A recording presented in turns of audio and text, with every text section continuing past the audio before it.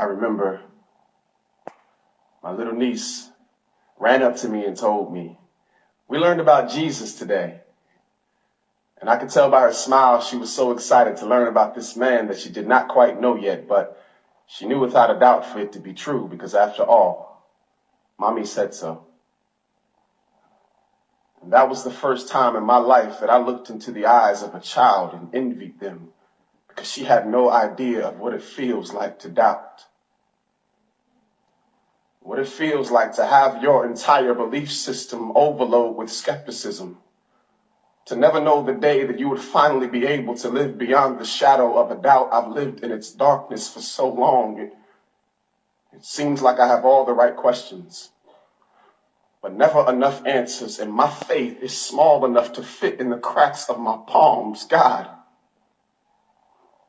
every night I lay my head down to sleep, the city of my mind is attacked by a legion of questions, threatening the living rooms of my sanity and holding them hostage. Can you help me?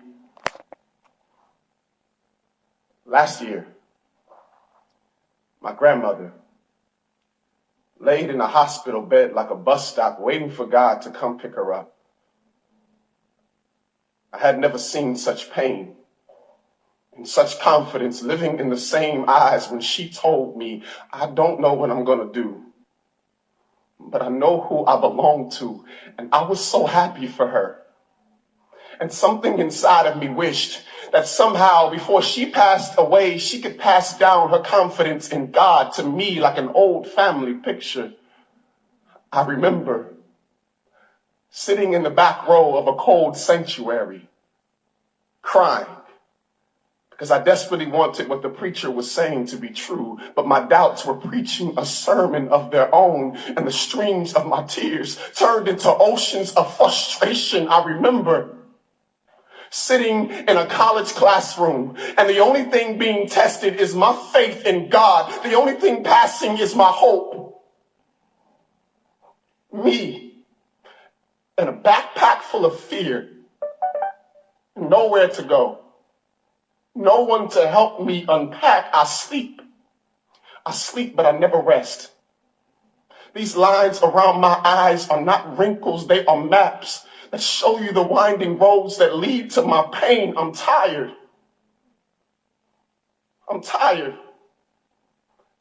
And I'm longing for the day that I can place my fingers in his nail-pierced hands, because honestly, I've considered quitting, but where will I go? Back? There's no home for the living in the land of the dead, so I keep pressing forward. Today I have faith, but I can't make any promises about tomorrow. I'm surprised I've held on this long. God, just make me feel like I'm not crazy. God, let me know that I'm not just making friends with these walls. When I pray, I'm not questioning you. I just got questions. Don't leave me here.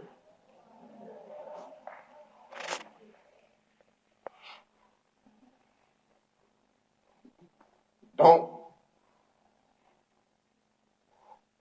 leave me.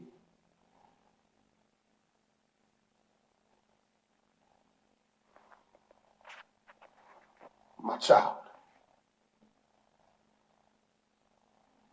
child, when it seems like you have all the right questions, but never enough answers, and your faith is small enough to fit in the cracks of your palms, I told you. Faith the size of mustard seeds can rearrange whole landscapes and turn mountains into open highways. Faith comes by my word, so maybe you've cuffed your ears. My child, don't be childish.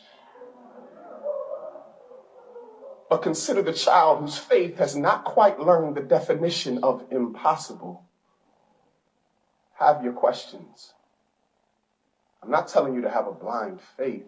I'm telling you to consider the blind men who had faith and believed my words before they were even able to see me. Consider the birds that eat from my hand and do not fall from the sky without my consent. So how much more will I love the ones that I died for? Before you doubt me, doubt your doubts.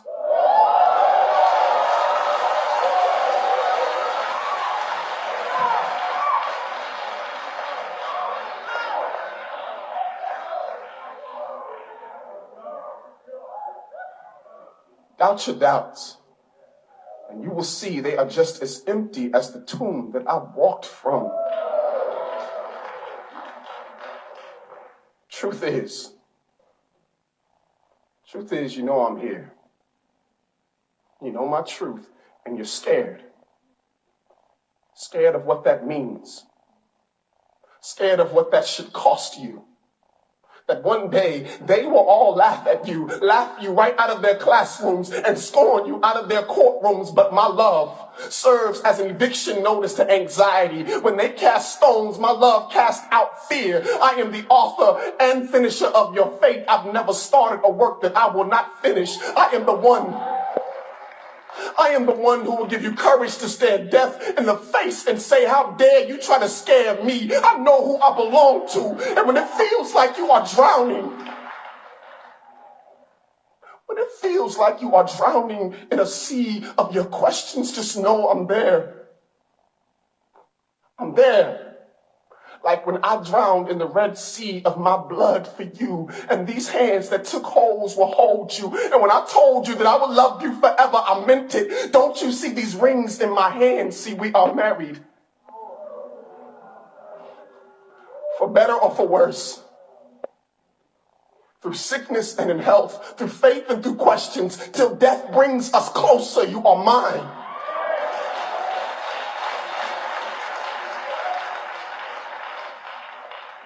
You are mine, and I am yours, I promise.